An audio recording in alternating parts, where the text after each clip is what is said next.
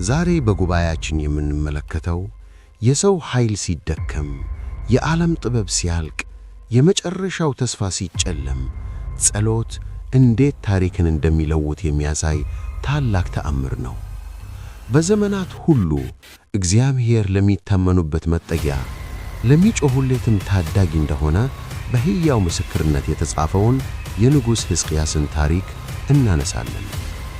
በመጽሐፈ ነገሥት ካልዕ ምዕራፍ 19 እና በትንቢተ ኢሳይያስ ምዕራፍ 37 ላይ የተመዘገበውን አንድ ሰው በቤተ መቅደስ ተንበርክኮ ሲጸልይ እግዚአብሔር በአንድ ሌሊት 185,000 ጦርን እንዴት እንዳሸነፈለት በጥሞና እንመለከታለን። ታሪኩ የሚጀመረው በይሁዳ ንጉሥ በሕዝቅያስ ዘመን ነው። በዚያን ወቅት ዓለምን የሚያንቀጠቅጥ ኃያል መንግሥት ነበረ። እርሱም የአሦር መንግሥት ነው። ንጉሡም ሰናክሬም ይባላል።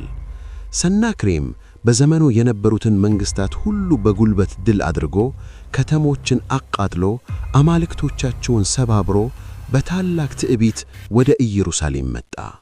የሰናክሬም ሰራዊት እንደ አንበጣ መንጋ ምድሪቱን ሸፍኖ ነበር። የፈረሱ ብዛት፣ የሰረገላው ግርግር፣ የወታደሩ ጩኸት ምድርን ያናውጥ ነበር። ሰናክሬም ኢየሩሳሌምን በከበበ ጊዜ የጦር መሪውን ራፋስቂስን ላከ። ራፋስቂስም በይሁዳ ቋንቋ እየተናገረ በእግዚአብሔር ላይ ተሳለቀ። እንዲህም አለ፣ ሕዝቅያስ እግዚአብሔር ያድነናል ብሎ አይታላችሁም? ከአሦር ንጉሥ እጅ ያዳነው የአሕዛብ አምላክ ማን ነው? የእነዚያ አገሮች አማልክት አገራቸውን ከእጄ አላዳኑም። ታዲያ እግዚአብሔር ኢየሩሳሌምን ከእጄ ያድናልን? ብሎ ተሳለቀ። ሁለተኛ ነገሥት 19 ከ30 እስከ 35። ይህ የትዕቢት ቃል የተናገረው በከተማው ቅጥር ላይ ያሉት ለተጨነቁትን ሕዝብ ነበር። ንጉሥ ሕዝቅያስ ይህንን ሲሰማ ልብሱ ቀደደ፣ ማቅም ለበሰ፣ ወደ እግዚአብሔርም ቤት ገባ። ነገር ግን ሰናክሬም በዚህ አላበቃም። እንደገና መልእክተኞችን ላከ። ለንጉሥ ሕዝቅያስም የሚያስደነግጥ ደብዳቤ ላከበት። ደብዳቤው እንዲህ ይላል፣ አምላክህ ኢየሩሳሌም በአሦር ንጉሥ እጅ አትሰጥም ብሎ አይጣልህም። እነሆ የአሦር ነገሥታት በምድር ሁሉ ላይ ያደረጉትንና እንዴትስ እንዳጠፏቸው ሰምተሃል። አንተስ ትድናልን? ሁለተኛ ነገሥት 19 ከ10 እስከ 11። ወዳጆቼ፣ ሁኔታው እጅግ አስጨናቂ ነበር። በውጭ 185,000 ሰራዊት ሰይፉን ስሎ ይጠብቃል። በውስጥ ደግሞ ረሃብና ፍርሃት ነግሰዋል። የሰው ተስፋ ተሟጦ አልቋል። በዚህ ወሳኝ ሰዓት ንጉሥ ሕዝቅያስ ምን አደረገ? ወታደሮቹን አልሰበሰበም፣ የጦር አማካሪዎቹን አልጠራም። ይልቁንም ያንን የዛችና የትዕቢት ደብዳቤ በእጁ ይዞ ወደ ቤተ መቅደስ ሮጠ። መጽሐፍ ቅዱስ በሁለተኛ ነገሥት 19 ከ14 ላይ እጅግ ልብ የሚነካ ነገር ይነግረናል።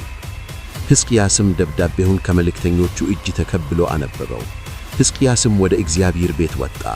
ሕዝቅያስም በእግዚአብሔር ፊት ዘረገው። አስተውሉ ወዳጆቼ፣ ንጉሡ ደብዳቤውን በመሥዋዕቱ ፊት ዘረገው። ጌታ ሆይ አንብበው፣ ጠላት የሚለውን ስማ። እኔ አቅም የለኝም፣ አንተ ግን ሁሉን ትችላለህ ማለቱ ነበር። ከዚያም ሕዝቅያስ እንዲህ ብሎ ጸለየ፣ አቤቱ በኪሩቤሉ ላይ የምትቀመጥ የእስራኤል አምላክ ሆይ አንተ ብቻህን የምድር መንግሥታት ሁሉ አምላክ ነህ። ሰማይንና ምድርን ሰርተሃል። አቤቱ ጆሮህን አዘንብለህ ስማ። አቤቱ ዓይንህን ገልጠህ ተመልከት። በሕያው እግዚአብሔር ላይ ይሳለቅ ዘንድ የላከውን የሰናክሬምን ቃል ሁሉ ስማ። አሁንም አምላካችን እግዚአብሔር ሆይ አንተ ብቻ እግዚአብሔር እንደሆንክ የምድር መንግሥታት ሁሉ ያውቁ ዘንድ ከእጁ አድነን። ሕዝቅያስ ጸሎት የራስን ሕይወት ለማዳን ብቻ አልነበረም። የእግዚአብሔር ስም እንዳይሰደብ፣ ክብሩም ለአሕዛብ እንዳይሰጥ ነበር። አንተ ብቻ አምላክ እንደሆንክ ያውቁ ዘንድ አለ። ጸሎቱ ወደ ሰማይ አረገ። እግዚአብሔርም በነቢዩ በኢሳይያስ በኩል መልስ ላከ። እንዲህ የሚል ተስፋ ሰጠ፣ ስለ አሦር ንጉሥ ወደ እኔ ስለ ጸለይክ ሰምቼሃለሁ። ስለዚህ እግዚአብሔር ስለ አሦር ንጉሥ እንዲህ ይላል፣ ወደዚች ከተማ አይገባም፣ ፍላጻውንም አይወረውርባትም፣ በጋሻም አይመጣባትም፣ የፈርንም አያደርግባትም። ስለ እኔ ስለ ባሪያዬ ስለ ዳዊት ስል ይችን ከተማ አድናታለሁ ዘንድ እጋርዳታለሁ ይላል። ሁለተኛ ነገሥት 19 ከ20 እስከ 34።